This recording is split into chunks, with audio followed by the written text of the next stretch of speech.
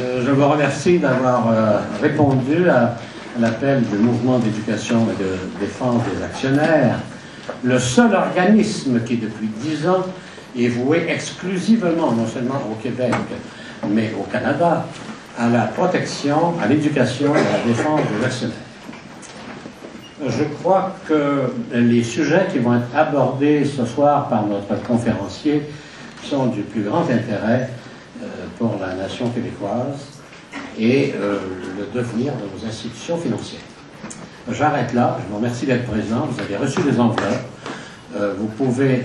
il y a un bulletin d'inscription au MEDAC. Ça coûte 35 $ par année. C'est le meilleur placement que jamais vous pourrez faire dans votre vie. Pour ceux qui ne sont pas encore membres, faites-le si vous en avez les moyens. Pour d'autres, vous pouvez verser dans notre CEBIL un montant, quelques montants que vous voulez, qui nous permettra d'effrayer les frais de la manifestation de ce soir. J'ai le plaisir de demander à l'ancien président de la Fédération des travailleurs du Québec et actuellement conseiller au Fonds de solidarité du Québec, Fernand Daoust, de bien vouloir présenter le conférencier. Merci.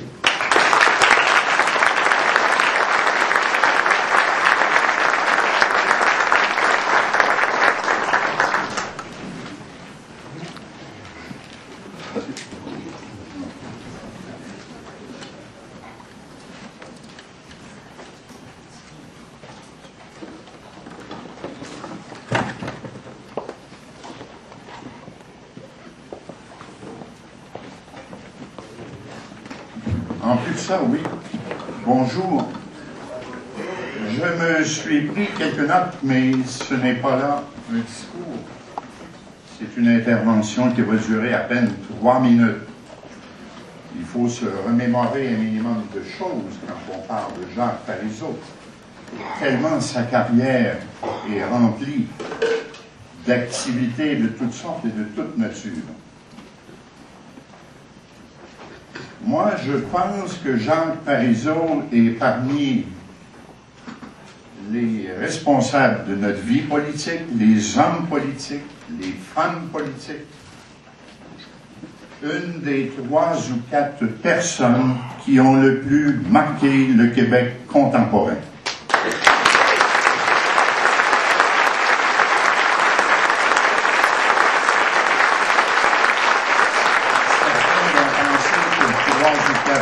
C'est déjà un peu trop, mais à chacun de décider du rang qu'il occupe dans la prise de conscience de ce Québec qui est le nôtre. Ce qui nous frappe chez lui, c'est son courage, sa détermination, son esprit visionnaire. Voilà un des hommes qui a le plus marqué cette révolution tranquille, qui, tout le monde le dit à sa façon, est devenue trop tranquille à notre goût. Les hautes études l'ont accueilli. Par la suite, les gens qui l'entouraient, dont François Béranger, entre autres, je le mentionne parce qu'il m'en a parlé à quelques reprises, l'ont incité, je ne dirais pas lui ont poussé dans le dos, c'était décidé dans son devenir de faire des études supérieures, comme vous le savez, à Paris, et puis par la suite à la prestigieuse école, le London School of Economics, dont il reçut un doctorat. Il revient au Québec, aux hautes études, sans aucun doute, comme prof, et je ne vous dirai pas les dates, je les ai ici, mais pendant plusieurs années, il a été le conseiller économique de 2 premiers ministres, Jean Lesage et Daniel Johnson, ainsi que le conseiller économique, c'est pas bien, du Conseil des ministres de ces 2 premiers ministres. Et là, sa carrière se continue. Voilà qu'un de ses bons jours, il adhère au Parti québécois. Il y a bien des gens qui se souviennent de ce moment-là, dans l'existence de ce parti. Voici que cet homme prestigieux, rempli puis bourré de talent, analyste de toutes les situations, qui a contribué à façonner, je le répète, ce Québec que nous connaissons, qui était là au moment où la Caisse de dépôt et de placement, c'est pas rien, se créait, il était plus que là, au moment où la Régie des rentes se constituait, et un tas d'organismes, je les nomme pas tous, voilà que cet économiste, diplômé des hautes études, adhère au Parti québécois. Ça a été un véritable choc. Bon, je vous ai dit que je ne ferais pas un discours, c'est parce que moi, et bien d'autres, et j'en vois plusieurs ici, l'ont vécu ce moment-là. Parizeau au PQ, c'était pas rien, et c'était beaucoup. J'en passe un peu, il se fait élire dans l'Assomption, il devient ministre des Finances, et quel ministre des Finances! Ses discours sur le budget attiraient, toute proportion gardée, autant de téléspectateurs que des grandes émissions qui, aujourd'hui, sont regardées par des dizaines, des centaines de milliers de personnes. Et quel discours, les uns après les autres, des périodes de formation, de prise de conscience, de grande fierté qui nous envahissait quand on voyait Jacques Parizeau livrer l'état des finances publiques à la consommation de la population du Québec. Par la suite, il quitte le Parti québécois. N'insistons pas trop, ça serait trop long. Et il revient par ailleurs au Parti québécois pour y assumer le rôle de président ou chef du Parti québécois. Chef de l'opposition, quand il est élu encore une fois, quelques mois ou quelques années après sa prise de pouvoir au Parti québécois, et plus tard, il devient premier ministre du Québec. Avec la suite de l'histoire qui vous est connue, qui nous est connue, je n'insisterai pas. Mais cet homme-là, son opiniâtreté, son incroyable connaissance, cet homme d'État, il faut le mentionner, qui possède sur le bout de ses doigts le portrait et la réalité du fonctionnement des gouvernements, qui possède ce talent d'anticipation à l'égard de ce que les sociétés vivent sur le plan économique et sur d'autres plans. Cet homme-là nous a marqués et continue de nous marquer. Et je termine là-dessus. Nous avons, c'est un grand honneur pour nous que le MEDAC, Yves l'a mentionné, reçoive un éveilleur de conscience, là, je ne veux pas multiplier les mots dithyrambiques à son égard, mais reçoive ce Québécois extraordinaire. Merci d'être parvenu, d'être parmi nous, Jean Parizeau.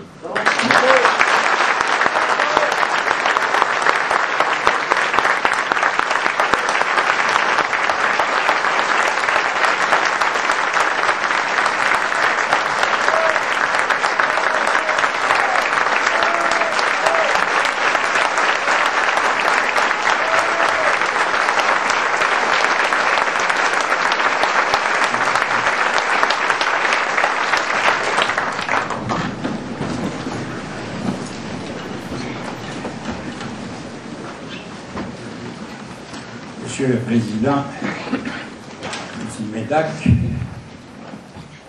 cher Fernand Deloux, j'en ai mis un peu trop. Une erreur. Je n'ai jamais quitté le Parti québécois. Je démissionnais de mes fonctions, mais je restais dans le parti. Pour une raison simple, d'ailleurs, c'est que je suis le seul à avoir une carte à vie de membre à vie du Parti québécois. Et ceux qui me l'ont, au parti offerte, l'ont collé sur une planche de bois d'un pouce d'épais pour qu'on ne puisse pas la défiler.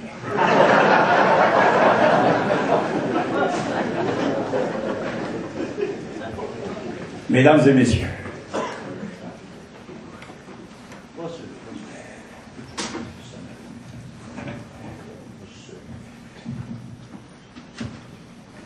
je veux parler ce soir d'un sujet qui en lui-même, la vente de la bourse, n'est pas nécessairement un sujet d'importance cosmique. Je ne fais plus beaucoup d'interventions publiques maintenant. En fait, j'en fais pas.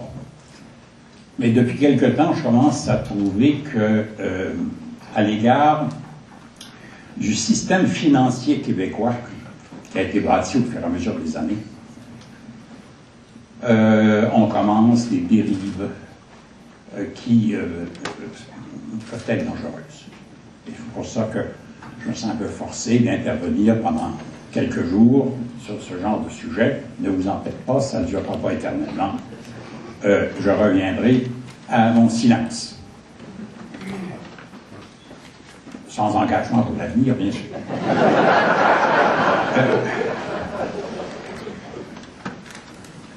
Je voudrais d'abord parler du système financier du Québec, dans son ensemble. Pour qu'on voit là comment se situe cette crise, si on peut dire, de la bourse actuellement, comment ça se situe là-dedans. Quelle signification ça a.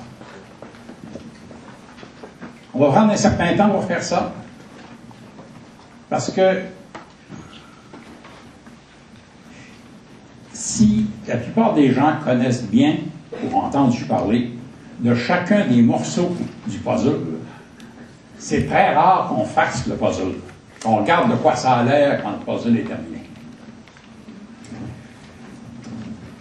La caractéristique principale du système financier québécois, pendant très longtemps, c'est qu'il n'était pas achetable, ou si vous voulez, pas vendable. Les décisions qui s'y prenaient dans le cadre de la communauté québécoise dans le sens large du terme. On n'a jamais suffisamment souligné. Ça correspondait au départ pas un plan, mais au fur et à mesure où les années passaient, oui, bien sûr, on complétait les éléments du puzzle de façon à ce que ça présente, que ça a une signification. On va commencer par les banques à achats, par le système des banques à achats. C'est le plus important, le plus ancien. Il relève, comme on le sait, de la juridiction fédérale. Il a une caractéristique. Les banques dites achètent, je ne parle pas des banques étrangères ici, les banques dites achètent. Pendant des années, jusqu'à très récemment, ne pouvaient pas accepter d'actionnaires qui contrôlent plus que 10% des actions de la banque. En somme, il était impossible pour une banque américaine d'acheter une banque canadienne. Elle disait comme ça.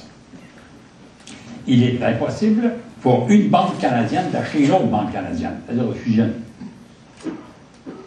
C'était pas faisable. Au mieux, ou au pire, comme vous voudrez, ça dépend de quel côté on se situe, un actionnaire, une banque étrangère ou une banque canadienne pouvait acheter dans la Banque nationale, par exemple, 10% des actions. C'est tout. Ça a assuré une très grande stabilité dans le temps aux institutions financières.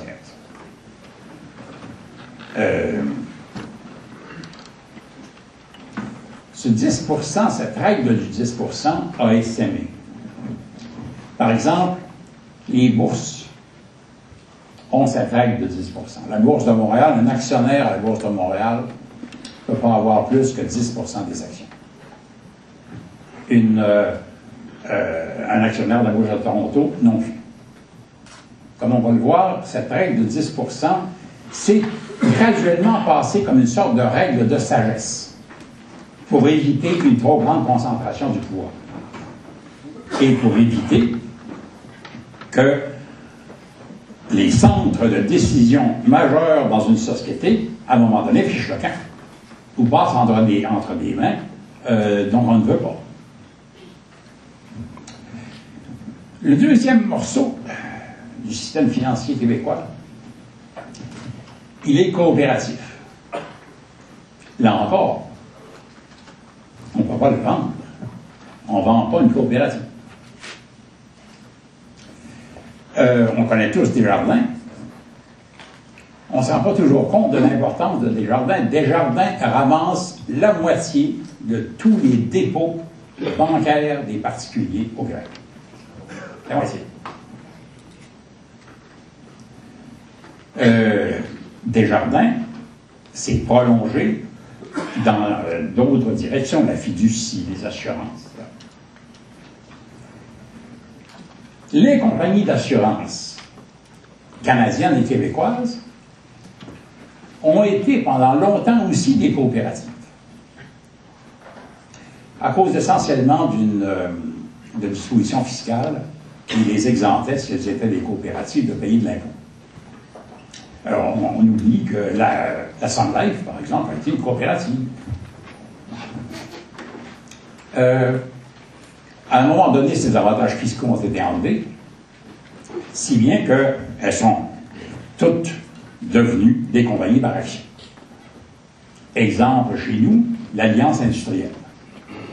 L'Alliance industrielle est composée de 2 mutuelles qui vont fusionner. Et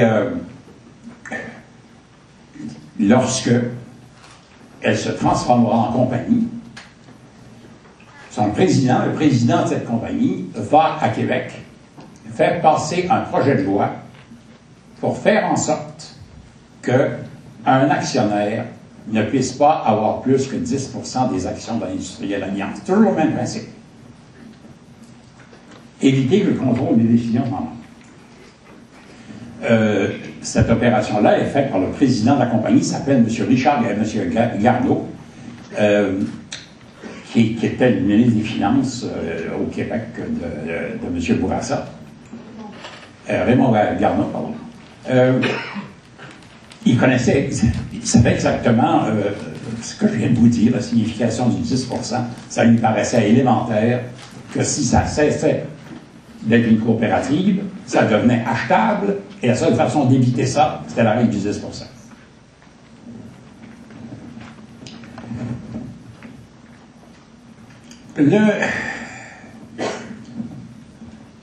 Un autre bloc de sociétés financières est apparu chez les syndicats. D'abord et avant tout, pendant très longtemps, le Fonds de solidarité. Maintenant, depuis moins longtemps, la CSN. Le Fonds de solidarité de la FPQ est quelque chose d'unique. Il faut bien comprendre, c'est la plus grande société de capital de risque au Canada. Toutes catégories confondues.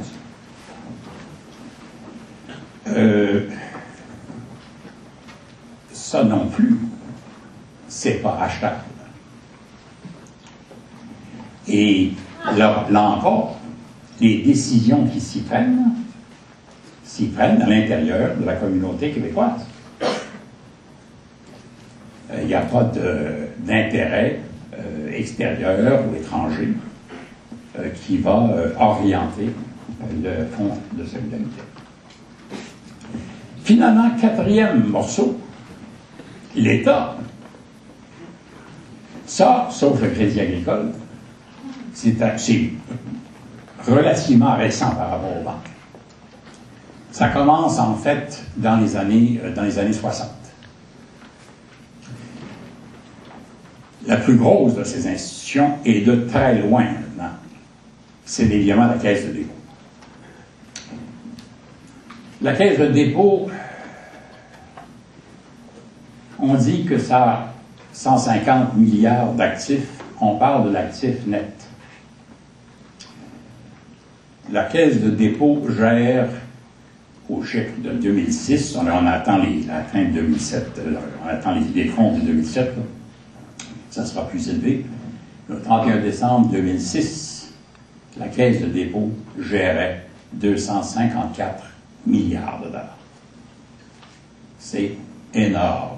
Pour une population de 7 millions et demi d'habitants, c'est considérable. Il y a des petits pays qui ont des fonds pareils, mais ce sont de gros producteurs de pétrole. Mais un pays qui n'a pas de pétrole et qui a un fonds de cette taille-là pour une population comme la nôtre, c'est unique. Là, c'est pas par rapport au Québec ou par rapport au Canada qu'il faut se comparer, c'est par rapport au reste du monde. Les plus gros fonds d'investissement qui existent à l'heure actuelle approchent de 1000 milliards. C'est du côté du Golfe Persique, les États du Golfe Persique, Dubaï, etc., qu'on commence à les voir apparaître. Il y en a un certain nombre qui s'approchent de cette ligne-là, aux États-Unis, dans des hedge funds américains en particulier. À 254 milliards, nous sommes dans les ligues majeures. On joue dans la cour des grands. La vocation de la Caisse de dépôt est devenue mondiale. Le problème, évidemment, c'est que, rendu à cette taille-là, le Québec a l'air bien petit. Ça crée des discussions quant au rôle de la Caisse. Mondiale, comme poids, comme envergure, important, très important au Canada. C'est absolument essentiel au Québec. C'est notre outil principal. Et ça fait des années et des années qu'on cherche toujours la façon de s'en servir. Il y en a qui préfèrent que ça serve surtout à faire du rendement. Il y en a d'autres qui pensent que veut pas, la Caisse de dépôt doit participer, pour faire autrement que de participer au développement économique du Québec. Il y en a d'autres qui donnent un rôle plus volontaire encore à la Caisse de dépôt. C'est un débat qui dure depuis très longtemps, auquel M. Campeau et moi, je l'ai rencontré dans la salle ici, M. Campeau et moi avons participé longtemps, parce qu'il a été 10 ans président de la Caisse de dépôt. C'est l'outil principal dans tout ce secteur public. Il y en a d'autres. La SGF. Plus très important. A eu des malheurs.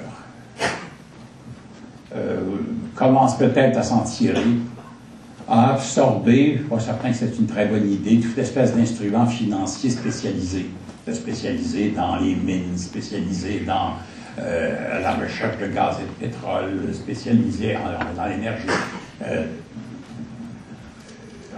C'est une espèce de ramassis de toute espèce d'institutions spécialisées, a de la difficulté à jouer son rôle à l'heure actuelle. Investissement Québec. Fondamental comme institution. On va parler d'elle particulièrement. C'est un bras puissant pour mettre en pratique les politiques industrielles ou économiques du gouvernement. Là encore, ça ne peut pas être acheté. Ces institutions reflètent les choix que, comme Québécois, nous faisons.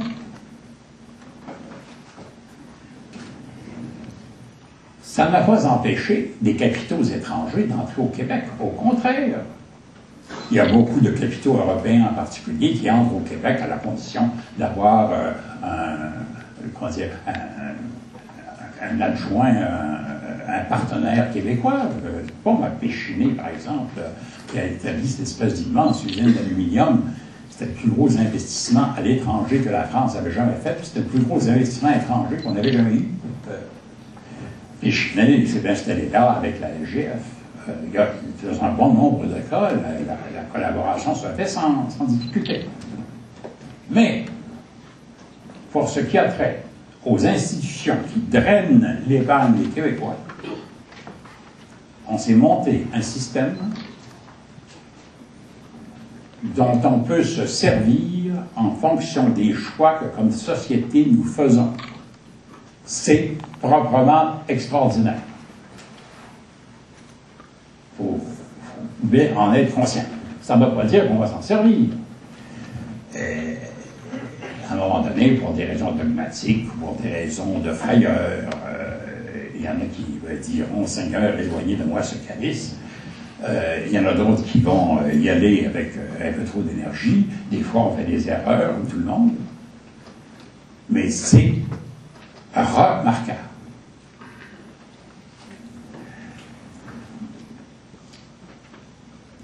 Québec Inc., c'est le produit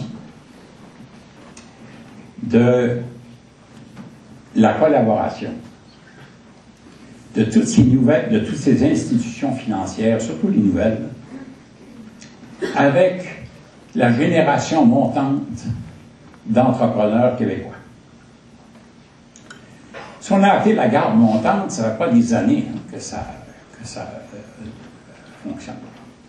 On a vu, grâce à l'appui de ce système financier, avec une collaboration de l'État, des avantages fiscaux et financiers très importants de l'État, on a vu apparaître une garde montante d'entrepreneurs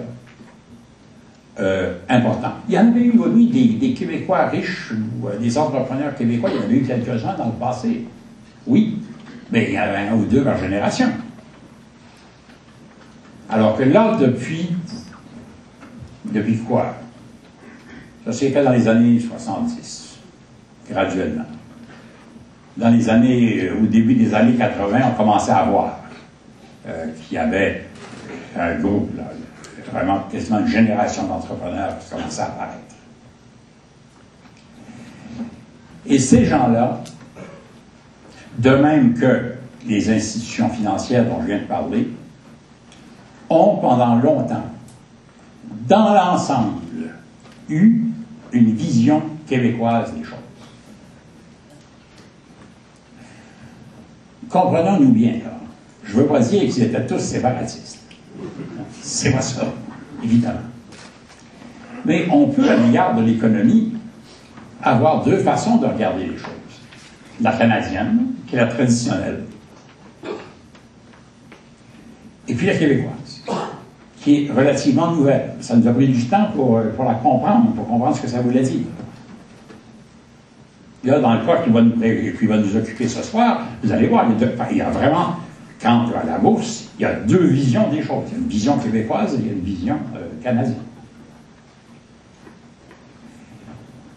Cette vision québécoise a provoqué de gros changements dans l'économie du Québec. On a l'habitude d'être très morose de ce temps-ci, quant au développement économique. Mais sans vouloir en dire trop simplifié, c'est évident que je simplifie beaucoup là, dans ce que je vais vous dire. Mais c'est quand même caractéristique. Quand j'étais jeune économiste, on prenait le taux de chômage de l'Ontario, on cachait avec sa main le taux du Québec, on gardait celui de l'Ontario et on ajoutait 50%. Puis là, on enlevait la main et on tombait dessus. tablerait toujours comme ça. Le mois dernier, le taux de chômage en Ontario était de 6,3 puis au Québec de 6,8 %. C'est pas si mal. C'est pas si mal d'avoir refermé un écart comme ça. C'est sûr, il n'y a pas de problème, je ne vais pas rentrer là-dedans ce soir, c'est pas mon problème. Mais tout ce que je veux dire, c'est que il faut être assez fier de ce qu'on a fait, même si souvent on ne savait pas très bien qu'on faisait ça. C'est sûr que le système financier, donc, que je viens de vous décrire, la plupart des gens ne l'ont pas vu comme ça. C'est apparu comme ça. Il y en a quelques-uns qui avaient des idées derrière la tête, c'est bien sûr. Mais cette idée des centres de décision, c'est une chose qui, singulièrement maintenant, doit devenir de plus en plus claire dans l'esprit des gens. Ce que je veux dire, c'est que la mondialisation fait se déplacer les capitaux, les produits, les services, pour une part des gens à travers le monde. Les frontières économiques n'ont plus grand sens. Les frontières d'un pays ne définissent plus l'économie du pays. On ne définit plus un pays par son économie.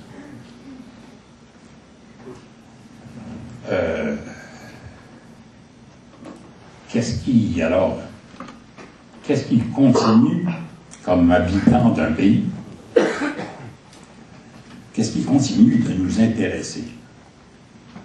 Le sens des flux commerciaux? Non, ça va dans des directions.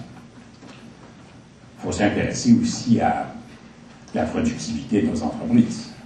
Si la productivité est trop basse, dans un monde où tout circule librement, on va se casser la figure. C'est vrai. Et d'autre part, ce qu'il faut, dans un monde mondialisé, dans une économie mondialisée, ce qu'il faut d'abord et avant tout se poser comme problème, c'est où sont les centres de décision. C'est pas indifférent. Quand je veux dire un centre de décision, je ne veux pas dire simplement le siège social. J'ai hâte d'être loin de la bourse, mais vous allez voir tout ça. Le siège social, je m'en fiche. Le siège social de la Banque de Nouvelle-Écosse, il est encore à Halifax. Le siège social de la Banque de Montréal et de la Banque royale sont à Montréal. Mais les affaires sont à Toronto. Les décisions se prennent là. Un centre de décision, ça vient avec bien des choses. Ça vient avec toute l'informatique. Ça vient avec la recherche, le développement, les nouveaux projets, l'innovation. Le centre de décision, comme son nom l'indique, c'est là qu'on décide des choses. On peut même espérer accroître la productivité en se disant, grâce à ça, je vais devenir riche, mais si tous ceux qui interviennent dans l'économie sont ailleurs, on va trouver ça compliqué. On ne faut pas perdre de vue que dans cette mondialisation des choses, il est absolument essentiel de savoir où sont les centres de décision. Et quand on les a, de ne pas les perdre. En un certain sens. Je peux comprendre, je peux comprendre qu'il y a des gens qui ne veulent pas se servir des instruments dont on dispose. Ou de ceux qui ne veulent pas se servir des centres de décision quand ils en ont le contrôle. Pour des raisons peut-être dogmatiques, néolibéralisme, je ne sais pas bon. Mais, comme disait De Gaulle, l'avenir dure longtemps. L'important, c'est de savoir que les instruments sont là. Si une génération ne veut pas se servir des instruments, la suivante s'en servira. Mais il faut faire attention de ne pas les lâcher, surtout de les lâcher par l'inadvertance. Par par manque de compréhension des choses. Encore pire, par frivolité. Alors, je vais aborder maintenant la brèche qui est en train d'apparaître dans ce système-là.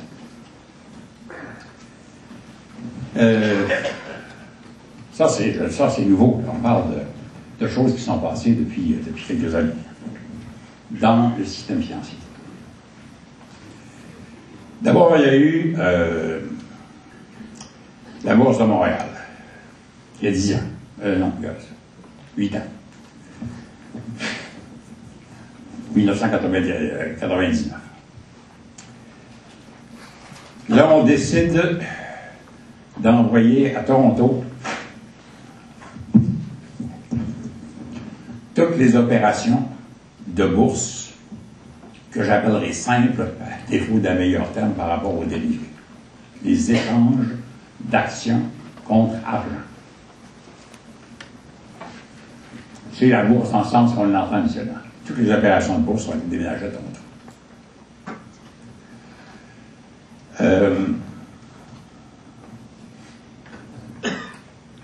On sait... il y a certains qui se sont beaucoup opposés à ça. C'était imprudent.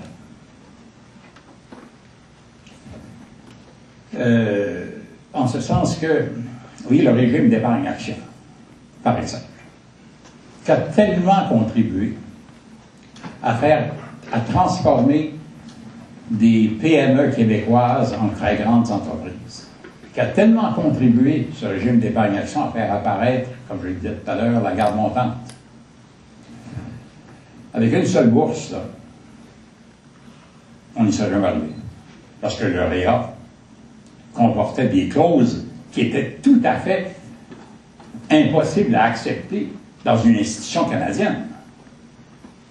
Vous comprenez? Ne pouvait avoir accès aux avantages fiscaux de la possession de ces actions que des Québécois, appliqué à des entreprises dont la principale place d'affaires où le siège social devait être au Québec. Vous voyez quand même pas Toronto commencer à jouer à ce jeu-là. S'il n'y avait pas eu de bourse à Montréal, on n'aurait jamais pu faire ça. D'autre part, ça joue très dur dans ce milieu économique. La Caisse de dépôt on a interdit à Toronto, à la Caisse de dépôt, d'opérer sur la bourse de Toronto pendant plusieurs années. Pendant plusieurs années. Enfin, on trouvait ça un peu imprudent. Et puis, néanmoins, la décision a été prise. Et la bourse est affiliée à Toronto. Ce qui est resté à Montréal, c'est l'assurance que pendant 10 ans, on aurait ici l'exclusivité des actions du marché des actions dérivées. Les actions dérivées, j'ai essayé longtemps de me dire comment diable est-ce que je vais vous présenter ça. Il y a des aspects simples dans les actions dérivées. Par exemple, les options, les marchés à terme, les jeux sur indices boursiers. Ça, c'est des dérivés.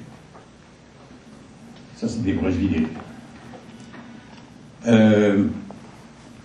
Mais si on regarde ce qui vient de se passer là, avec le papier commercial, il y a des opérations de produits dérivés là-dedans que je ne comprends pas. Et j'ai l'impression de ne pas être le seul. C'est devenu une complication absolument extraordinaire.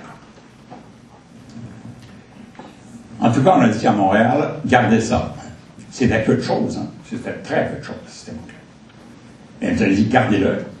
et puis faites ce que vous voulez avec, vous avez de l'exclusivité pour 10 ans.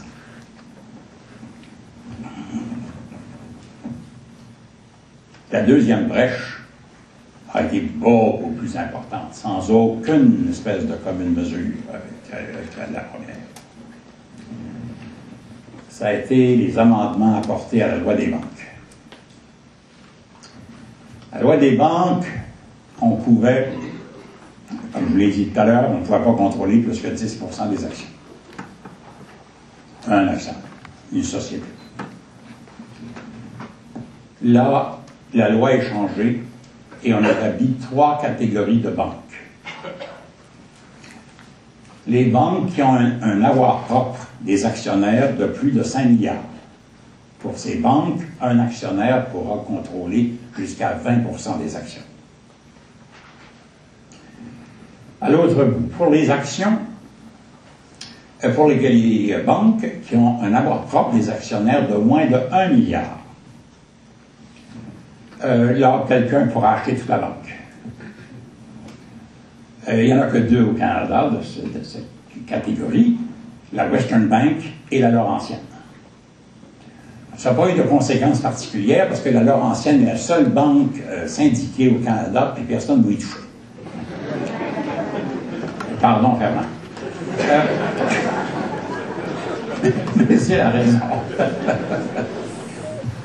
Puis il y a eu une troisième catégorie entre 1 milliard et 5 milliards. Entre 1 milliard et 5 milliards, on allait autoriser un actionnaire, une société, à contrôler jusqu'à 65% des actions à la condition que le reste soit réparti chez beaucoup d'actionnaires dans la population. Dans cette catégorie gigantesque de 1 à 5 milliards, il y avait une seule banque, la Banque nationale. C'est la plus importante des banques de PME au Québec. C'est notre principal outil au Québec de crédit à court terme aux entreprises. Et là, ça fait une grosse brèche. Pourquoi on a fait ça? Ben, on a fait ça parce que il y avait des gens dans cette banque-là qui avaient beaucoup d'options. Puis ils pensaient que ce serait une bonne idée s'ils vendaient le contrôle de leur banque, leurs actions vaudraient même cher. Je ne sais pas exactement ce qu'il y a de plus... Mais il y a aussi, il y a une arrière-pensée, clairement. La preuve qu'il y a une arrière-pensée, c'est que ceux qui voulaient jouer avec leurs options sont quittés la banque, sont plus là. Et récemment, le capital de la banque et l'avoir propre de la banque a dépassé un peu 5 milliards. Rapidement, à Ottawa, on a augmenté la limite à 8 milliards. On veut qu'elle soit vendue. Alors, ça passe proche. Il y a des banques étrangères qui sont approchées très près de la Banque nationale. Ça a tenu à cause du courage de quelques membres du conseil d'administration, mais il s'en est fallu de peu. Et la porte est toujours ouverte aujourd'hui. Là, l'avoir propre est tombé en dessous de 5 milliards à cause des pertes sur le papier commercial. Mais la porte est toujours ouverte. Je mets l'accent là-dessus beaucoup. Parce que s'il fallait que ça se fasse, là, on perd un des centres de décision majeurs de l'économie québécoise. Et là, ce ne serait pas... il y a des choix à faire à un moment donné entre faire du prêt aux PME ou bien financer Canada Wharf à Londres. Je prends ces exemples-là parce que ce sont des exemples réels. Il y a une banque qui a perdu beaucoup d'argent avec la Canada Wharf. Bon, ça étant dit,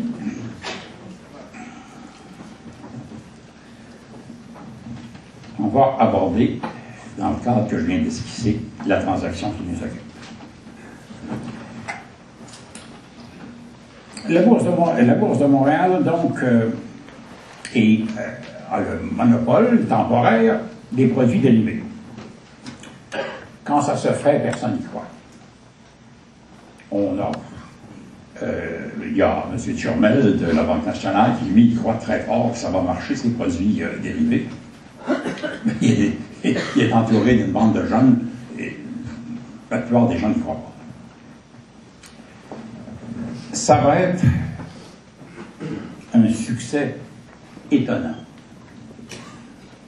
Pour vous en donner un exemple, la capitalisation de la Bourse de Montréal au moment de l'entente, de 1999, est de 24 millions de dollars. Il y a un an, peu moins, elle a passé 1,3 milliard de capitalisation. C'est un succès financier extraordinaire.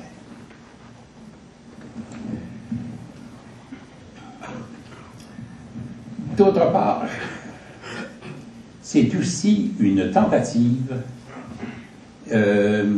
d'expansion de nouvelles technologies à travers l'Amérique du Nord. Ils ont développé, cette bande de jeunes, ont développé une plateforme de transaction unique. Ils appellent ça Sola. Ils s'en sont servis pour commencer un certain nombre d'opérations. D'abord, ils ont monté un système de compensation. Ça, c'était inévitable. Et puis, ils ont abordé une banque américaine de produits dérivés à Boston. Ils en ont acheté le quart des actions. Là, ils viennent d'en acheter un peu plus qu'à moitié. Ils contrôlent maintenant une belle opération de produits dérivés aux États-Unis. Ça s'appelle Box, comme une boîte.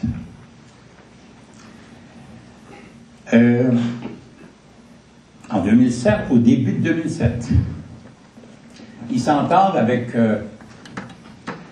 une bourse de métaux de New York, NYMEX, pour établir une bourse canadienne de ressources. Un peu énergie, mais surtout minéraux, métaux.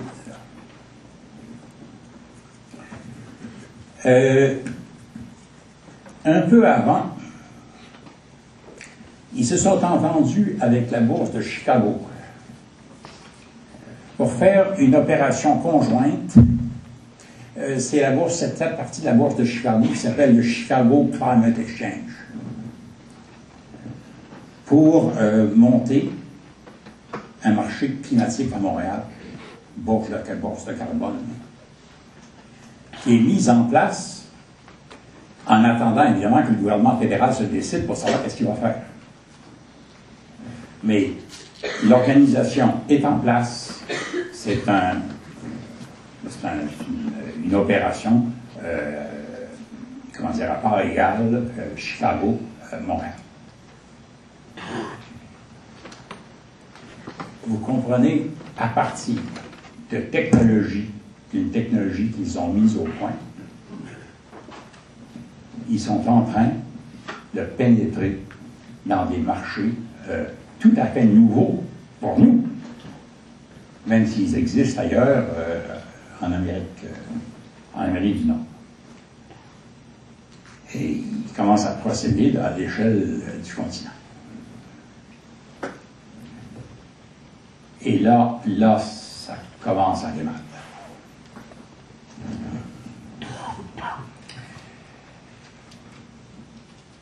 Les actions ont beaucoup augmenté de valeur. C'est des placements. Tout le monde est parfaitement conscient qu'ils sont, c'est le cas de dire, assis sur une mine d'or. Le personnel a a beaucoup acheté d'actions. Le personnel contrôle presque 7% des actions, 7-8% des actions. La Caisse de dépôt en contrôle 8%. La Banque nationale en contrôle un bon paquet. Desjardins en contrôle un bon paquet. On se retrouve tous. Les Québécois jouent. Mais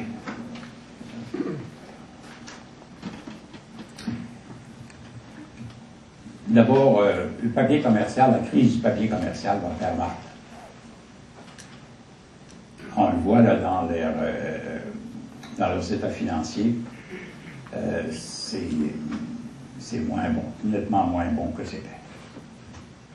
Là, il y a des gens parmi les détenteurs d'actions qui se disent oui, la valeur de nos actions commence à baisser. D'autre part, Toronto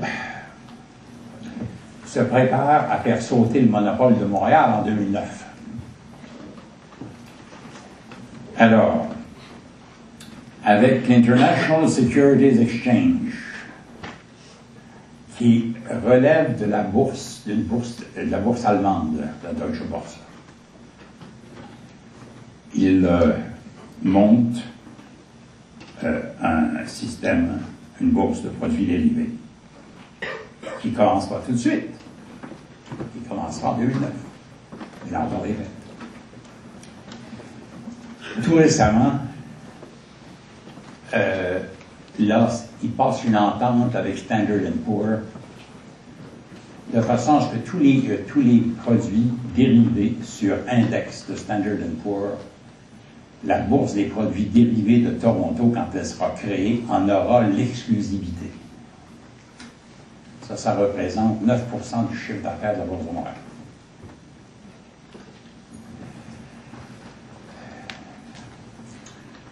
On prend peur, c'est sûr. Il y a des gens qui regardent comment leurs actions monter et se disent hey, on veut perdre le moins possible. Le mouvement Desjardins vend alors ses actions de la Bourse de Montréal et devient conseiller financier de la Bourse de Toronto pour que Toronto achète Montréal. Ça, c'est... Je vous laisse apprécier.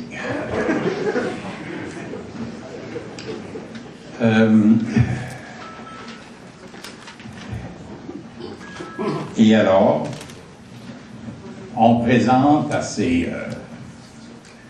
ceux qui ont littéralement créé cette bourse à Montréal, et qui, encore une fois, j'insiste là-dessus, sur le plan technologique, est une merveille. Ils font une proposition d'achat. Comme on sait que ça parlait de Toronto qui achète une autre partie de Montréal, enfin qui achète le reste de Montréal, ça va faire crier.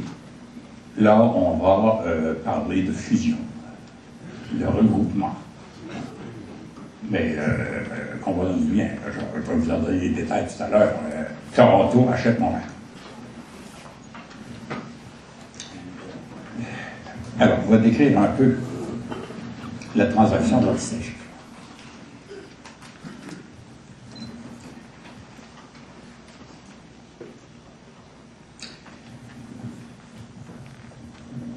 Il y a,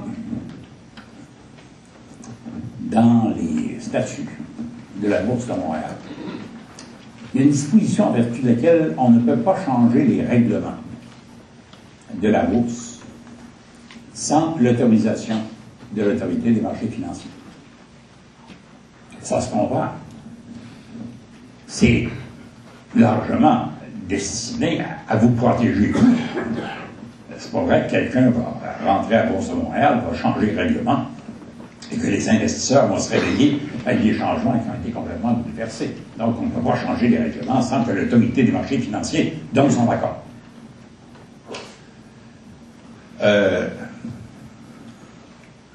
Mais là, les dispositions qu'il s'agit de changer, il s'agit d'une vente, là, c'est pas seulement un changement de règlement. Moi, je suis pas le seul, je ne suis pas tout à fait certain que si ça avait été devant un tribunal, on aurait reconnu l'autorité des marchés financiers sur l'ensemble des dispositions dont je vais vous parler ce soir. Mais enfin, les deux parties, Toronto et Montréal, reconnaissent l'autorité de l'autorité des marchés financiers, sa compétence pour décider. Alors, bravo, n'en parlons plus.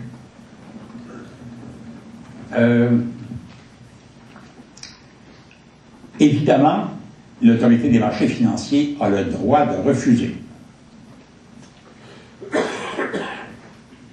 Certains considèrent que c'est un droit théorique. Vous ne pouvez pas faire ça. Écoutez, l'entente est déjà faite entre les deux. L'Assemblée des actionnaires, hier, vient de l'approuver. C'est pas sérieux, on préfère, vous ne pouvez pas interdire, corriger certaines choses peut-être, mais pas interdire.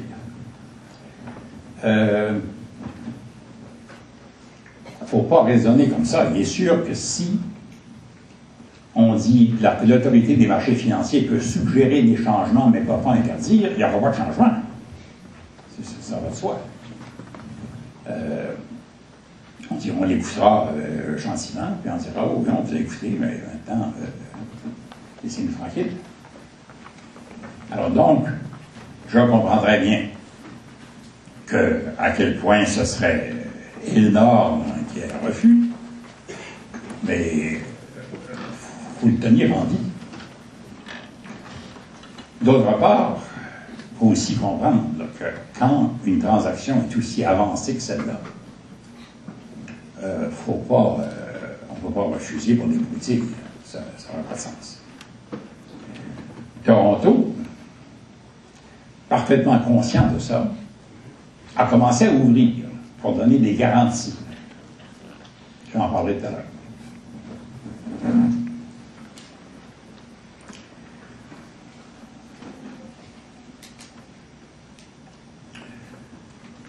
Une chose, en tout cas, est déjà acceptée. C'est que la clause du 10% à Montréal saute. On viendra sur le 10% de Toronto plus tard. Et là, il faut bien comprendre que là, on a accepté qu'un actionnaire, la Bourse de Toronto, achète la Bourse de Montréal. Tout le capital action.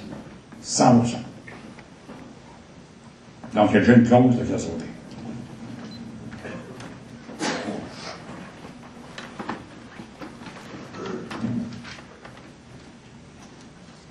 Une autre chose qui a été décidée, ça je ne vois pas très bien comment on peut revenir là-dessus, c'est que le conseil d'administration de la Bourse de Montréal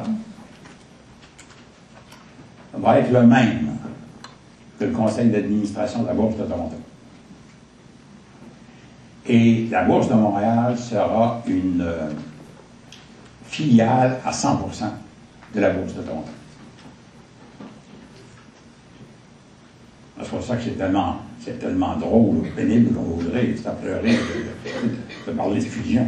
Il n'y a pas de fusion là-dedans. Le président de la Bourse de Montréal est un employé, le texte est clair, est un employé de la Bourse de Toronto. Il y a un contrat de travail avec la Bourse de Toronto.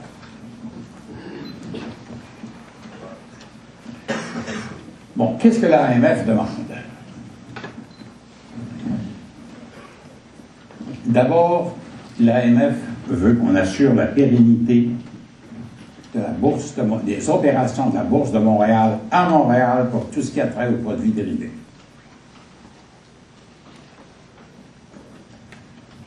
C'est clair. Donc, arrangez-vous comme vous voudrez, mais les produits dérivés restent à Montréal. Deuxième chose,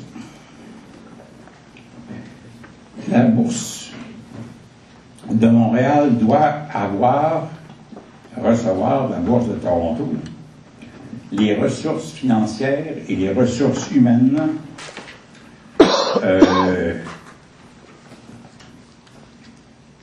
pour assurer à la Bourse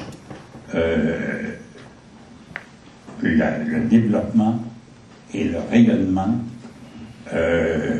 dans les marchés de produits.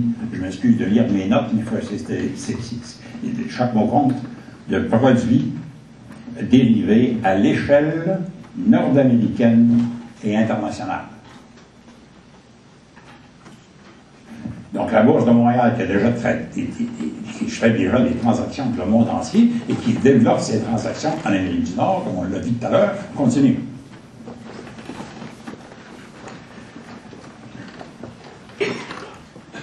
Et puis finalement, elle exige qu'on un certain nombre de dispositions de protection des épargnants, puisque la Bourse de Montréal est un organisme d'autoréglementation, et que ça veut dire un organisme d'autoréglementation dans Toronto aussi. Ça, c'est des choses qu'on peut leur laisser. Ils font ça très bien. Le point de vue de Toronto, c'est quoi? Et là, je vais vous citer des phrases. Là encore, c'est important, tout le mot compte, etc.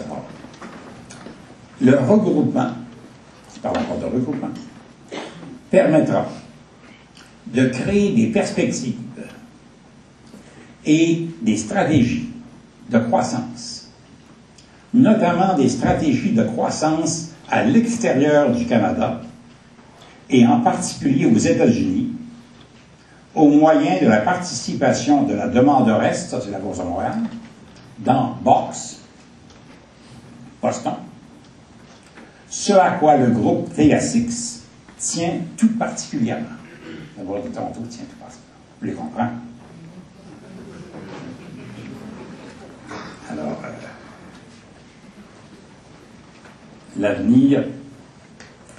l'avenir est à Boston.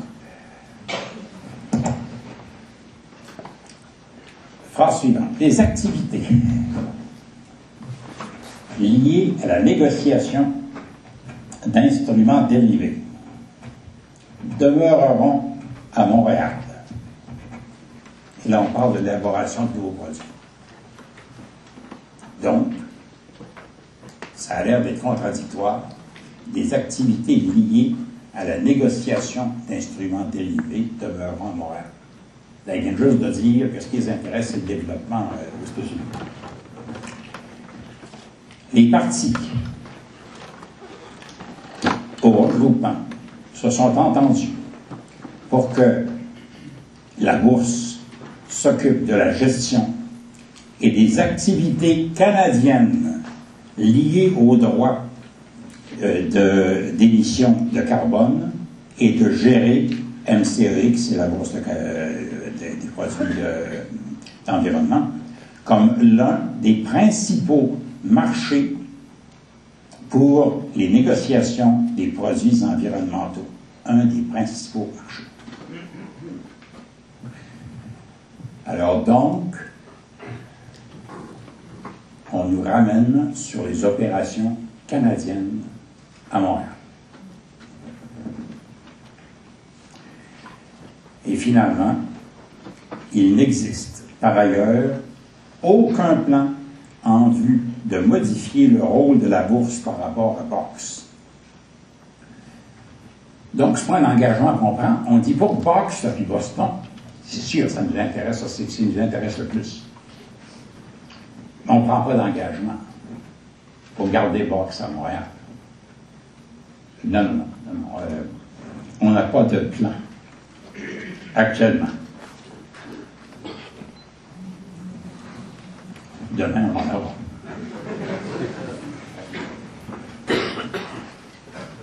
Et alors, tout ça se résume maintenant dans une dernière citation, je ne vous embêterai pas plus, mais sérieusement, ça se lit comme un roman policier, ça. Dans le cadre du regroupement, le groupe TSX de Toronto a convenu de fournir des engagements à l'autorité afin que la bourse demeure la bourse nationale canadienne de négociation de tous les instruments dérivés et produits connexes, ce qui veut dire qu'elle continuera à exercer ses activités partout au Canada. On nous enferme. Et ce qui était le dynamisme essentiel de la Bourse de Montréal, on y combine.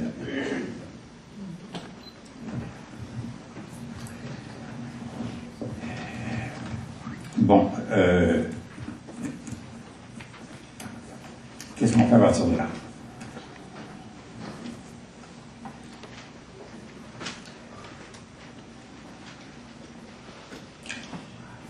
C'est sûr qu'il faut faire bonne impression. Il faut que on indique que quand même à Montréal, il va se passer des choses. Alors, dans l'entente, il y a des dispositions qui donnent au président actuel de la Bourse de Montréal, M. Bertrand, des responsabilités formidables, même plus étendues que celles qu'il a à l'heure actuelle. Il en est large.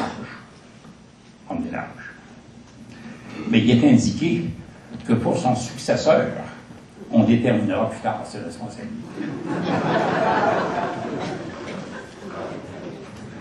OK.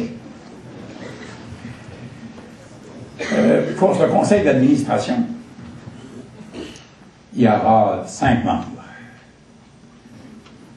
sur 18 qui seront nommés par la Bourse de Montréal.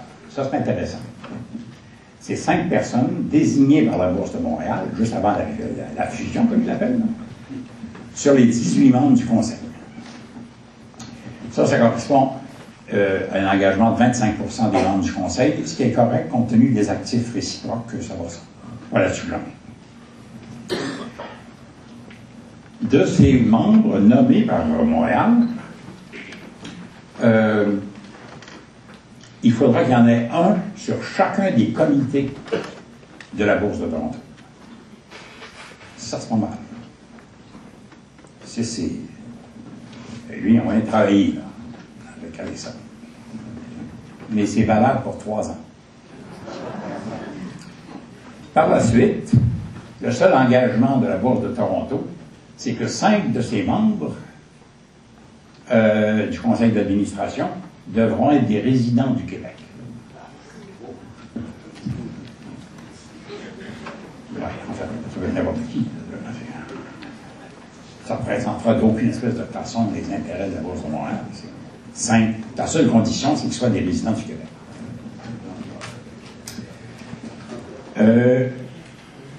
Puis, dernière chose,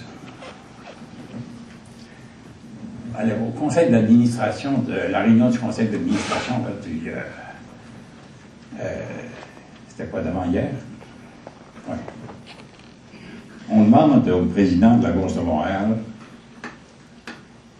d'où va opérer Sola. Sola, je vous le rappelle, c'est la plateforme technologique. Il a refusé d'accord. Je ne sais pas si c'est le journaliste. Je ne veux pas tirer. J'ai une confiance limitée dans ce que rapportent les journaux. Mais je veux checker ça. Si vous pensez l'expression vulgaire.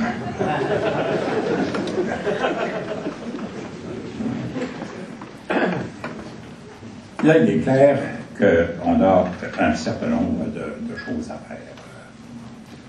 Pas très, très compliqué, mais enfin, qu'il va falloir faire. Il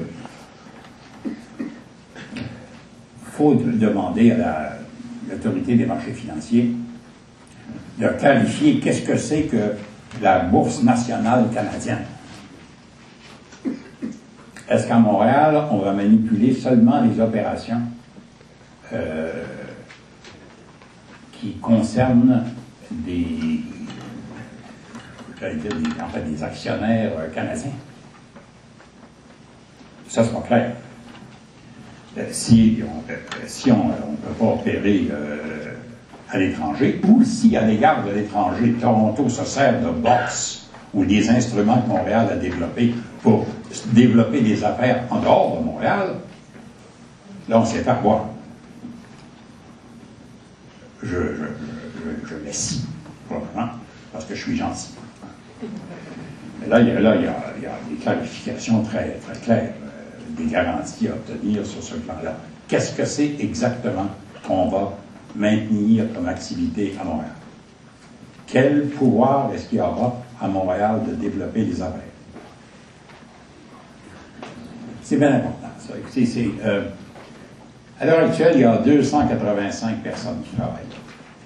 Un grand nombre de ces postes-là sont des postes techniquement extraordinairement avancés. Ce serait vraiment complètement idiot de perdre ça. Il en perd les 2 tiers. On va se retrouver avec une coquille vide.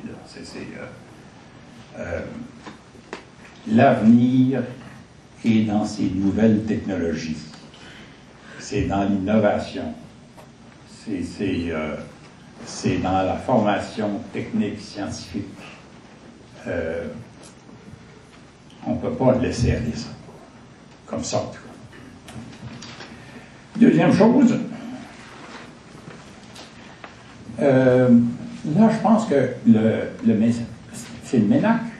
Oui, le MEDAC a l'air, dans un article de la presse, là, de l'Institut sur la gouvernance des entreprises, moi aussi, on va être plusieurs là à revenir sur la même garantie, la même idée.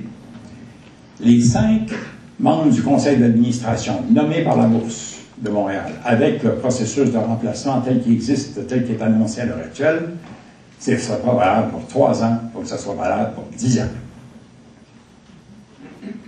Parce que là, ce que ça veut dire, c'est qu'on va 3 ans, on attend puis on défait tout. 10 ans, non, on est obligé de faire avec. À Toronto. Alors ça, je pense que tout le monde va probablement se ramasser autour de la même recommandation, de la même idée là-dessus. D'autre part, il faut bétonner que la Bourse de Toronto va maintenir le 10%, la clause du 10%. C'est-à-dire qu'un actionnaire ne peut pas contrôler plus que 10% des actions de la Bourse de Toronto. Et donc, de l'amalgame des deux.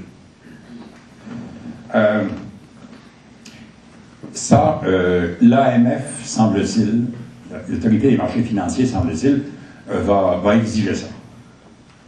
Va exiger que Toronto ne puisse pas changer sa règle de 10% sans que l'autorité des marchés financiers soit d'accord. Ça, c'est cachetable. Parce que c'est ça qui nous permettrait, pour la Caisse, de prendre 7-8% de Toronto. Pour la Banque nationale, de prendre 7-8% de Toronto. Pour Desjardins, c'est vraiment une des choses, après ce qu'ils ont fait, ils sont capables de prendre 7-8% de Toronto. Ils trouvent ça tellement bon.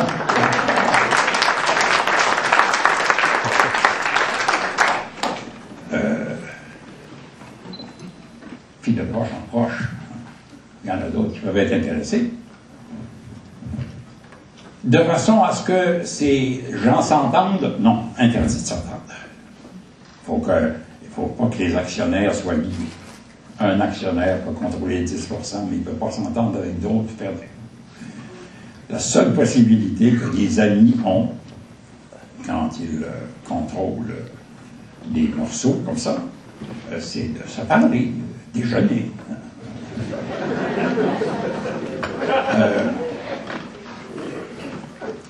Vous voyez, pour opérer les changements, pour assurer la vente, là,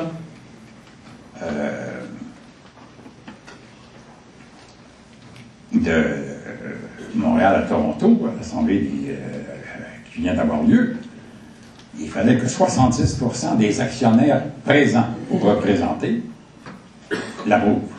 Ça a été 99%. Dans d'autres circonstances, un 7% ici, un 7% là. Vraiment, il y a des tas de possibilités. Et une condition, c'est que le 10% reste ouvert et que l'autorité des marchés financiers empêche qu'on ferme ça.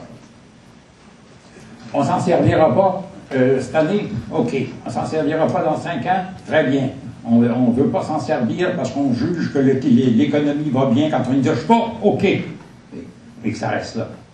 Il y a peut-être des gens un jour qui vont penser s'en servir.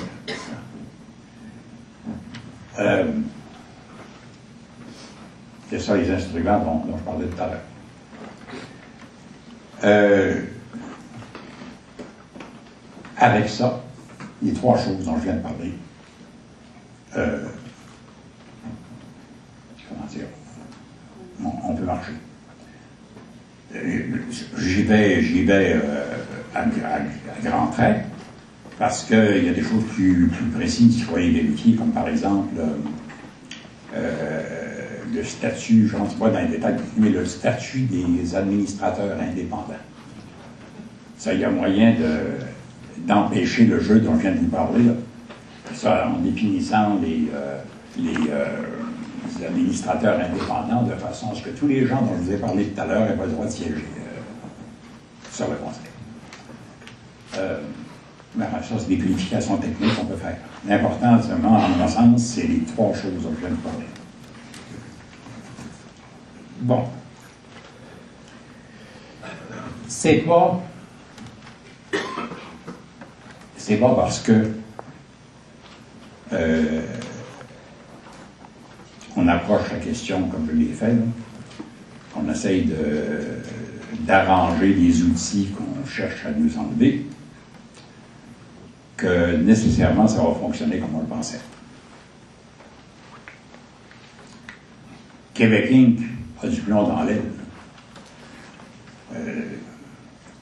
C'est la première fois que je vois le Desjardins et la Caisse de dépôt aussi opposés que ça. Là, nous assistons à une vraie chicane à l'intérieur du Québec Inc. sur cette histoire-là. On peut amener le cheval au ruisseau, on va y mettre la tête dans l'eau, on ne va pas le forcer à boire. L'important, encore une fois, c'est que le système soit monté de façon à ce que si on veut s'en servir, et quand je dis « on », là, je veux dire ceux qui ont cette perspective québécoise des choses, si on veut s'en servir, on peut s'en servir.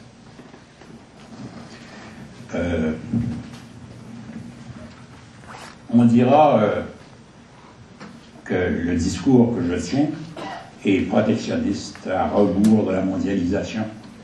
Pas du tout. La mondialisation, ça ne consiste pas à vendre les entreprises québécoises à Toronto ou à vendre les entreprises canadiennes à New York. Ça, c'est pas la mondialisation, ça existe depuis toujours. Il n'y a rien changé. Il y a tellement d'entreprises qui ont suivi ce cheminement-là que nous accuser d'aller à l'encontre de la mondialisation, c'est ridicule. Au contraire,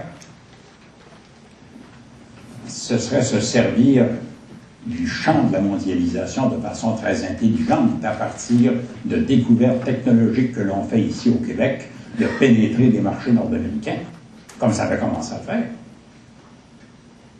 Ça, oui, ce genre de mondialisation-là est comment? Protectionnisme? Non, c'est pas du protectionnisme.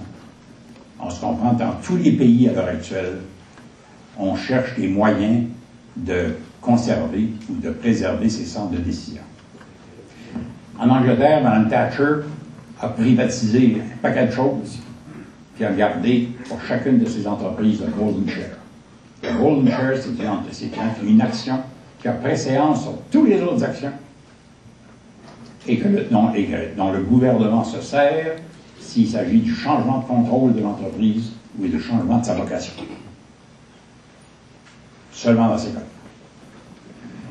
Dans certains États américains, on interdit, on donne aux entreprises qui ont leur siège social là-bas, qui sont enregistrés là-bas, la possibilité de se défendre contre ce qu'on appelle les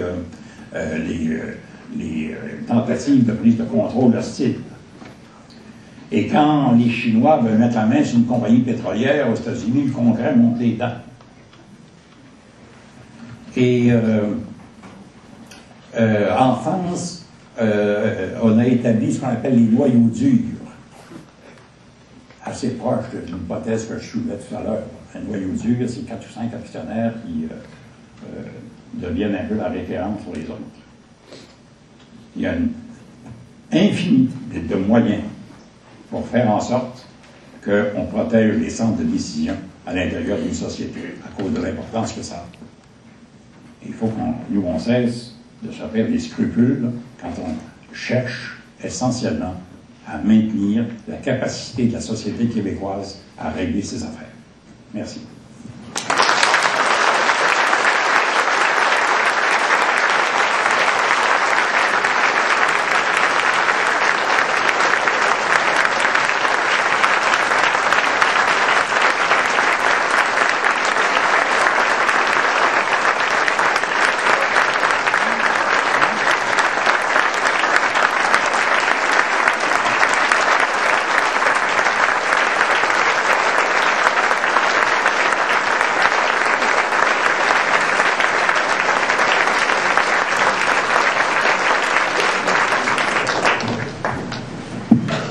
Alors, mes chers amis, il n'y aura pas de remerciements, sinon la réflexion que je me suis faite en écoutant mon vieux camarade de combat, de lutte depuis 35-40 ans, Jacques.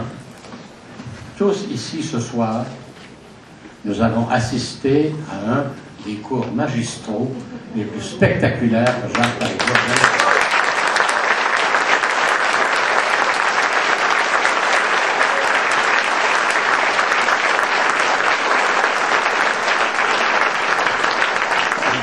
Et deux, chacun et chacune d'entre nous sortiront d'ici plus intelligents que nous l'avons été au moment où nous sommes entrés.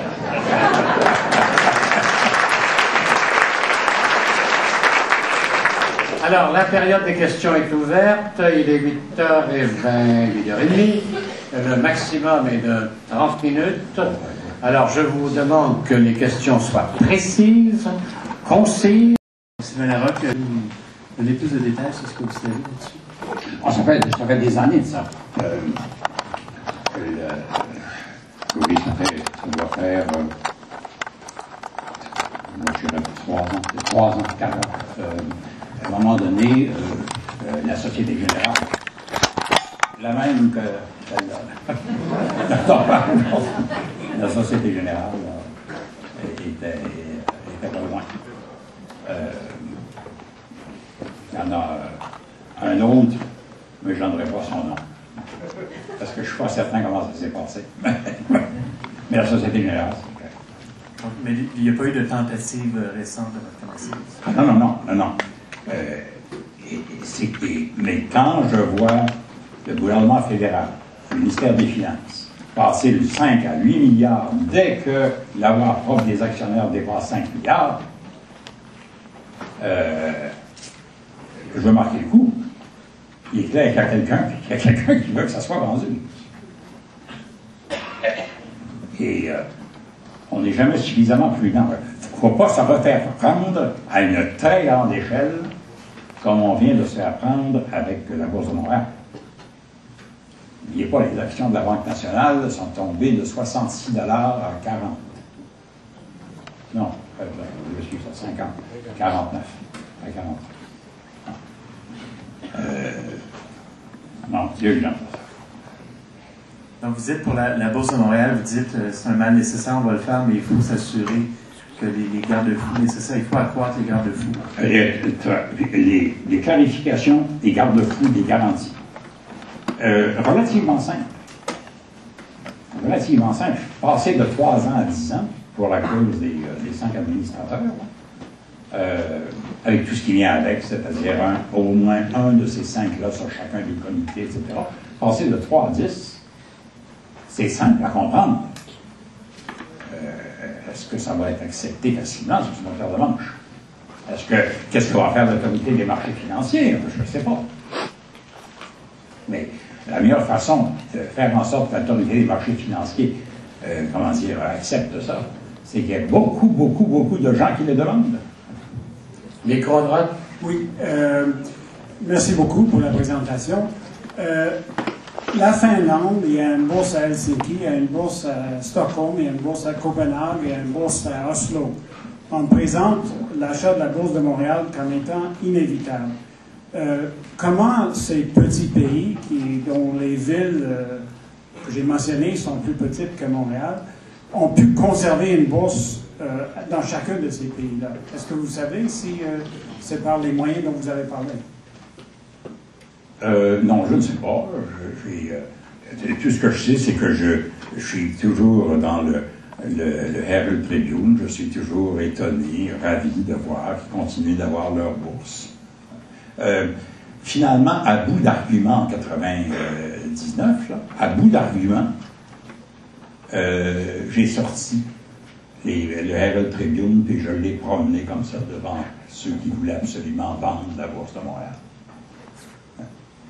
Effectivement, vous avez raison, ces petits pays-là ont des bourses. Et je sais pourquoi ils veulent les garder.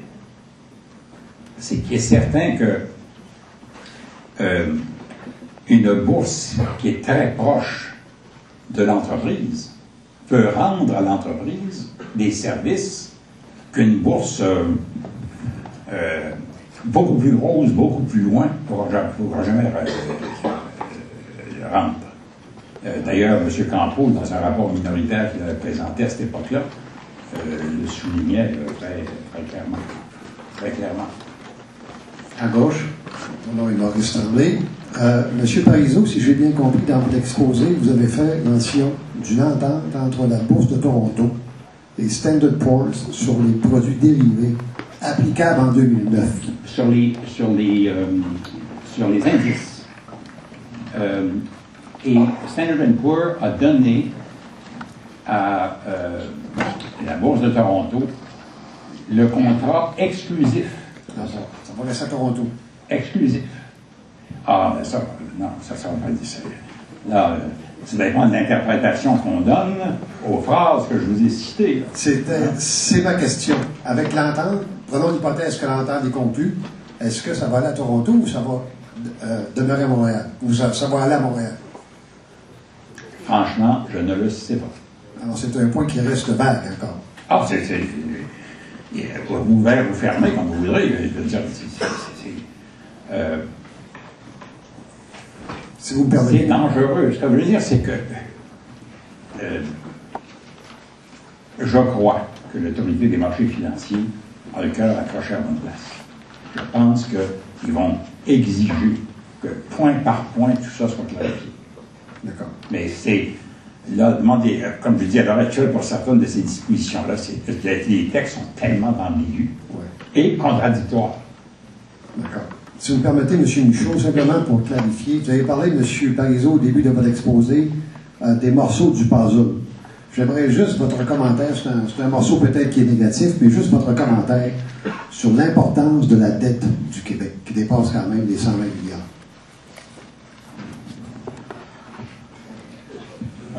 Là, il faudra m'inviter pour une autre conférence.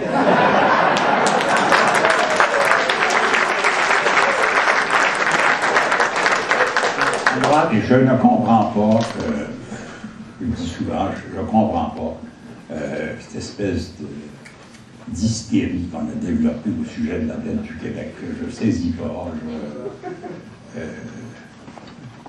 Il y a manifestement un dessin politique derrière ça. On n'est pas bons. On n'est pas bons. Écoutez, le poids de la dette, il tombe régulièrement.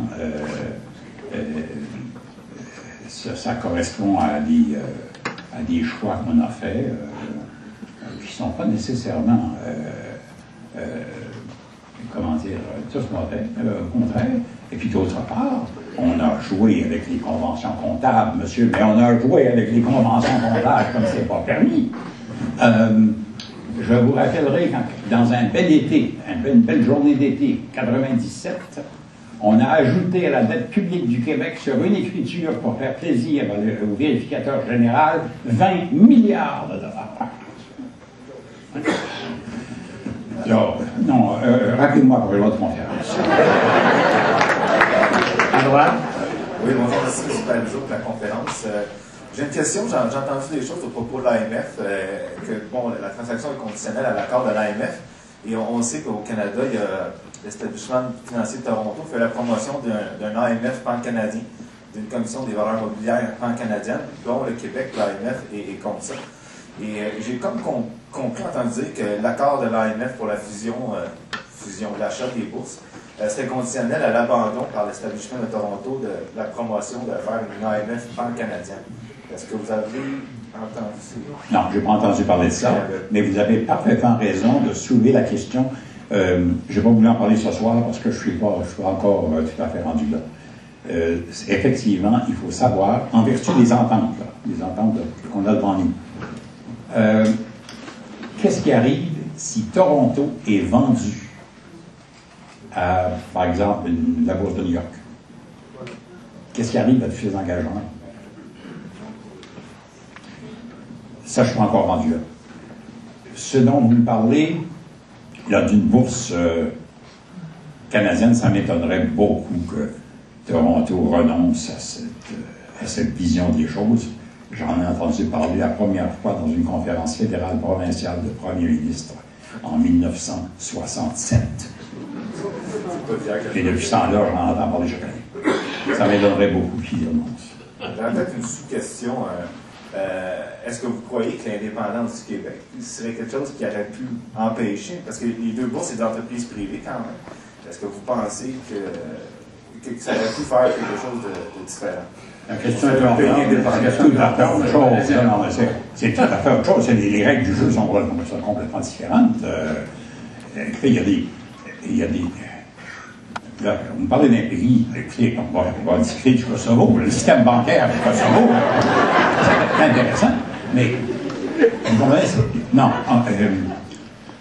si vous créez un pays, vous créez un nouveau système juridique.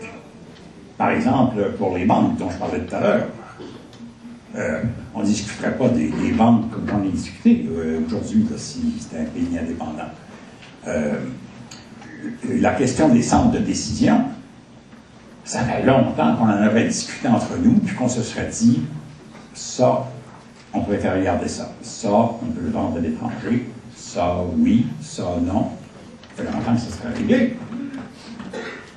Et là, ça change, d'ailleurs, parce que les opinions changent au fur et à mesure où les années passent. Mais, alors, si vous me parlez d'un pays, là, c'est autre chose. C'est des fois une bordelle, entièrement. À gauche. Bonsoir, je m'appelle Jacques Isabelle. D'abord, un commentaire après ça ma question. Le commentaire, c'est sur l'AMF. Elle n'a pas la réputation d'avoir les dents très longues. Ma question est sur le Québéking. Qu'est-ce que c'est que le Québéking dont vous nous parlez si un centre de décision comme le Mouvement Desjardins, celui se prête à ce petit jeu dans la game de la Bourse de Montréal? C'est pour ça que je dirais que le Québéking, à mon sens, a éclaté. On le voyait depuis déjà un certain temps. Mais là, je pense que c'est Madame y consommer. Oui. C'est dommage. Parce que ça fait perdre de vue la perspective québécoise des choses. Je vais vous raconter une histoire rapidement. En 1980, je pense que c'est 82, 80. Oui, je pense que c'est 82, 83, je m'excuse, j'ai un blanc. Le gouvernement fédéral dépose au Sénat, tard le soir, un projet de loi qui s'appelle S. Habituellement, c'est C, la Chambre des communes, mais là, c'est S31. S31, c'était un projet de loi destiné à empêcher la Caisse de dépôt de dépasser 10% des actions du Canadien Pacifique. Et il y en a qui se souviennent de ça. Ça, c'était énorme. Le gouvernement fédéral qui passait une loi qui s'appliquait essentiellement à une société, la Caisse de dépôt, pour l'empêcher d'aider à prendre, parce que je n'étais pas de le prendre directement, mais d'aider à prendre le contrôle du Canadien Pacifique. On a vu 21 hommes d'affaires faire une pétition pour défendre la Caisse de dépôt. Le titre de la presse ce jour-là, j'en souviendrai toute ma vie, c'était « La rue Saint-Jacques défend la Caisse ». Ça, c'était extraordinaire. C'est ça que je veux dire, par une vision des... Ça, aujourd'hui, ça ne serait pas pensable. Ça va pensable. À droite. Oui, bonsoir, M. Parizeau. D'abord, juste une petite précision.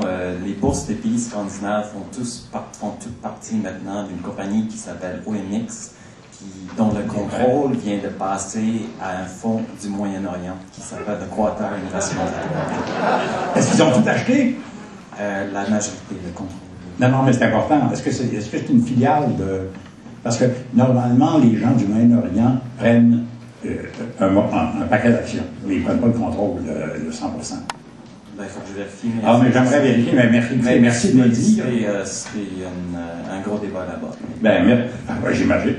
Merci de me le dire, je ne savais pas ça. J'en étais à 99. Vous parliez de la manchette de la presse il y a 27 ans maintenant. Est-ce que l'idée du Québec Inc., c'était l'idée d'une génération d'entrepreneurs? Est-ce que on vient d'assister à la vente d'Alcan, on vient d'assister à la faillite de Québec All World?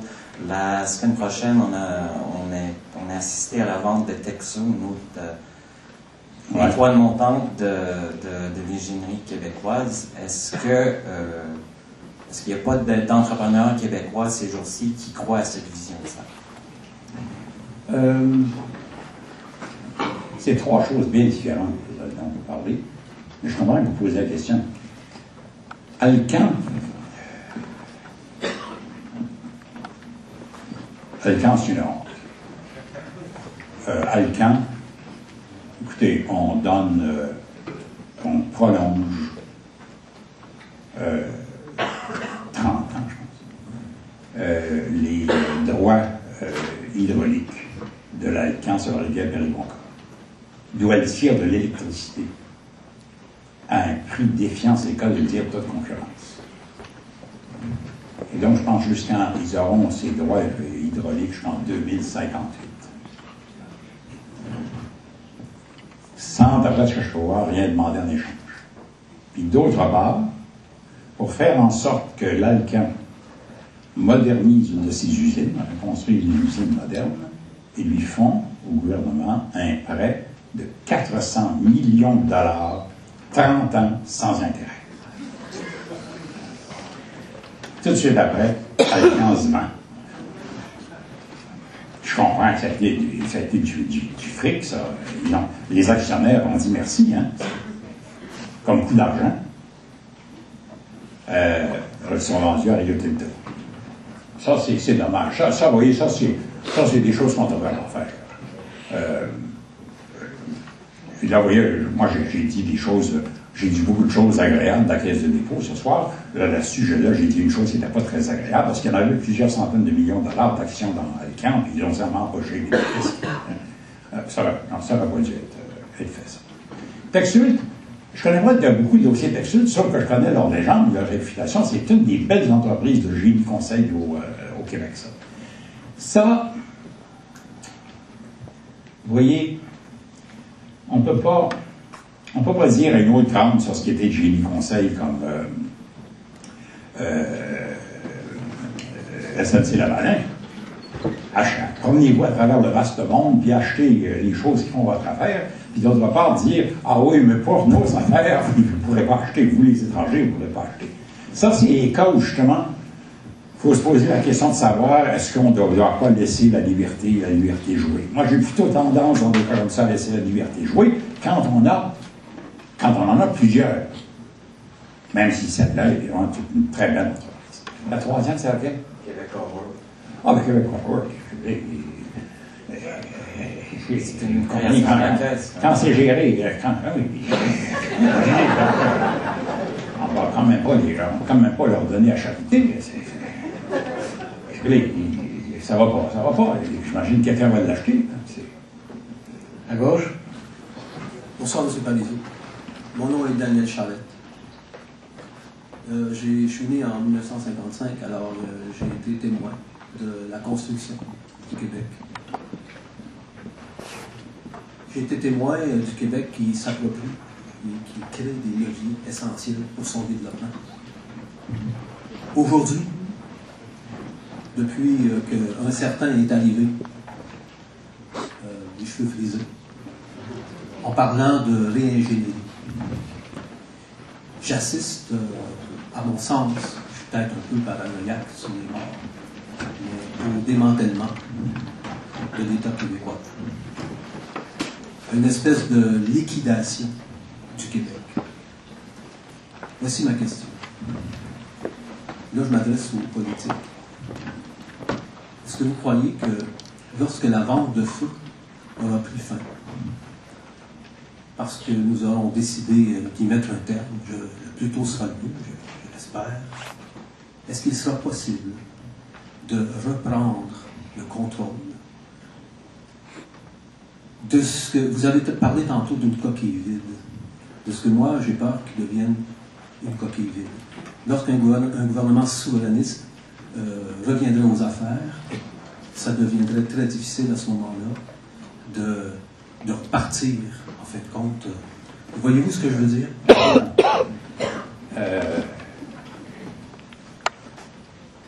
Sauf que j'ai déjà vu ça une fois. Quand la Révolution tranquille a commencé, le secteur public économique du Québec consistait en un bout d'hydro à Montréal, la SAQ, qu'on appelle la Commission des liqueurs, le Crédit agricole et la betteraverie de Saint-Hilaire. On est parti de là. Alors, je suis d'un naturel optimiste là-dessus. Ça en prend beaucoup pour qu'un gouvernement fasse des choses irrémédiables. Ce que je crains, cependant, c'est qu'on liquide certains centres de décision qui, là, commencent à jouer contre les intérêts du Québec. Alors là, c'est plus embêtant, ça. C'est pour ça qu'il n'y a pas de réponse claire à votre question. On peut faire des coquilles vides avec pas mal de choses sans que on peut rattraper ça plus tard. Mais il y a des centres de décision qu'il ne faut pas renverser, des centres de décision qui servent nos intérêts, qui tout à coup se mettent à les combattre. Ça va faire attention. Je vais vous donner un exemple de ça. Il y a eu à un moment donné une tentative de couper la caisse de dépôt en petits morceaux, en 400 morceaux. C'est-à-dire donc d'enlever la masse critique, de remplacer un bon bâton par des baguettes. Ça n'a pas marché, grâce au ciel. Bien, à droite, et une dernière question à gauche. Jean-Marc Labrèche, Monsieur Parizeau, simplement, pensez-vous que ce dont vous avez parlé ce soir, en gros, pourrait faire l'objet d'une prise en main par un parti politique ou l'autre pour qu'il fasse un objet un thème important de campagne électorale? Est-ce que ça serait opportun que ce soit un thème majeur pour un parti politique? Absolument. On l'a déjà eu. C'était Jean Lesage, maître chez nous. C'est ça qu'il voulait dire. Et la campagne de 1962 a porté la campagne électorale tout entière sur la nationalisation des compagnies d'électricité. Absolument. Écoutez, c'est pas juste la politique ne se résume pas à des affaires people. Des fois, on a l'impression que c'est ça, mais il y a plus que ça en politique.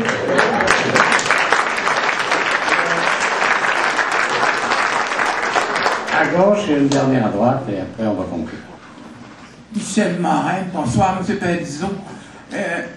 Parlez-moi de l'historique du Crédit Lyonnais, de la Banque nationale de Paris à Montréal. C'est tout du nouveau pour nous autres. Et puis la langue française au travail dans les banques. Vaste programme.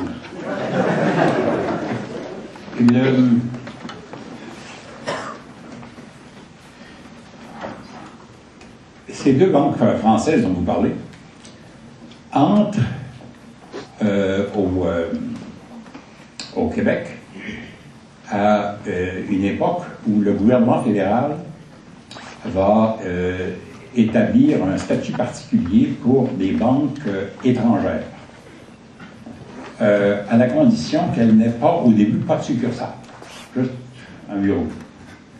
Après ça, ils vont mettre une succursale, ou 3, ça va évoluer avec le temps. Et il va y avoir une bonne 50aine qui vont s'établir au Canada. Au Québec, il y en a, moi je dirais, vu de nez, une bonne quinzaine, dont ces deux banques françaises. Et elles vont jouer, la Banque de Paris des Pays-Bas, moi je garde un peu un coin de mon cœur de ce côté-là, parce que quand on arrive au pouvoir en 1976, le Parti québécois, tous les marchés financiers se ferment. Hein. C'est tout fermé comme ça. Plus moyen d'emprunter un sou en Amérique du Nord. Alors, on allait emprunter loin de l'épicentre du séisme, là, au Japon, en Suisse, en Angleterre, un peu partout. Et la Banque de Paris va faire des financements au Québec, des petits financements, pas du tout le genre d'énormes financements qu'on a eu. C'était un beau geste de confiance. C'est eux en particulier qui ont refinancé tous les traversiers du Québec, la Banque de Paris des Pays-Bas. Le président de la Banque de Montréal, de la Banque de Paris des Pays-Bas, c'est ça que ça fait, Paris-Bas. Montréal, c'est la Banque le président de Montréal, il a été ensuite déplacé pour reprendre la direction de la succursale en Australie.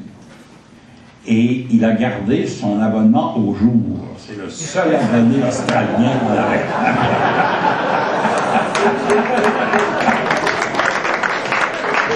C'est une petite histoire. La langue française dans les banques, je n'en sais rien. Je vous avouerai, je n'ai pas suivi ça du tout, je ne sais pas. Non. Je ne vous parlerai même pas comme un journaliste. Un journaliste en saurait plus que moi. Okay. À droite, ta dernière question. Bonsoir, M. Parisot. Je suis Martin Conduit du Journal de la Presse. Vous parlez beaucoup de pertes de centres de décision, et c'est un peu la crainte que vous exprimez dans la transaction avec la Bourse de Montréal et de Toronto. On peut être fier d'avoir des centres de décision chez nous, mais pour M. Tremblay de Rosemont ou M. Smith de Repentigny, pourquoi eux devraient s'inquiéter de cette transaction? Qu'est-ce qui change? C'est les jobs de leurs enfants. Hey, comprenez bien. En quoi cette transaction comprenez bien. la job de leurs enfants? Ben parce qu'il n'y a plus le produit industriel, le produit intérieur brut du Québec est à l'heure actuelle dû pour à peu près 25% à la production de biens matériels, et 75% aux services. Et ça continue d'augmenter. Et plus l'industrie manufacturière dégringole, plus les services prennent de l'importance. Et c'est pour ça qu'à l'heure actuelle, il faut mettre tellement d'argent dans l'éducation, parce que c'est une société maintenant, elle s'enrichit par les connaissances qu'elle a dans le domaine technique, dans le domaine scientifique, et les centres de décision embauchent ce genre de monde-là, soit dans la recherche ou dans le développement, soit dans la gestion, soit dans la finance. Les milieux financiers sont le plus gros consommateur de tous les secteurs industriels, le plus gros consommateur d'ordinateurs, de produits de l'informatique. C'est pour ça que ça intéresse M. Tremblay. En passant, il le sait. Lui, il sait. M. Tremblay, il sait pourquoi c'est important l'informatique.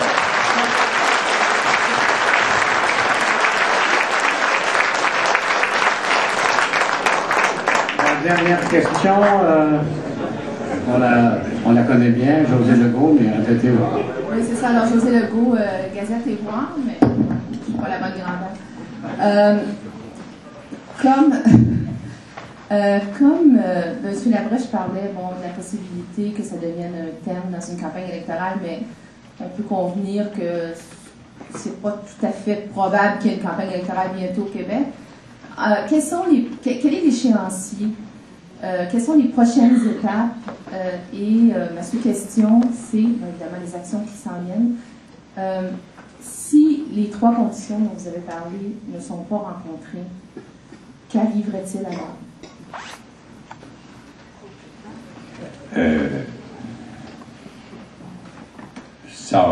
C'est évident que si les questions apparaissent, viennent du public, de gens comme moi, dans l'occasion des audiences publiques le 26 ou le 27, et que l'AMF dit allez vous faire cuire un œuf, c'est tout ce qui va nous rester, un œuf. C'est la seule réponse que je peux vous donner. C'est l'AMF qui décide. Alors, mesdames, messieurs, nous allons terminer ce soir, mais dans la dernière minute, en écoutant Jacques Parizeau. Il m'est revenu en mémoire ces vers que j'ai harcelés au Théâtre National de Paris il y a déjà 25 ans, quand Ruy Blas se tourne vers les enfants d'Espagne et pensant que dans cette transaction, ce sont surtout les dirigeants qui vont s'enrichir. Alors Ruy Blas dit aux administrateurs du royaume d'Espagne qui s'en vont en déliquescence, bon appétit messieurs, ministres intègres, hauts conseillers vertueux, voilà votre façon de servir, serviteurs modèles qui pillaient la maison, l'État s'est ruiné en ce siècle funeste et vous vous disputez à qui empochera le reste. Soyez flétris devant votre pays qui tombe et vous n'avez pas ici d'autres intérêts que de remplir votre poche et de vous enfuir après.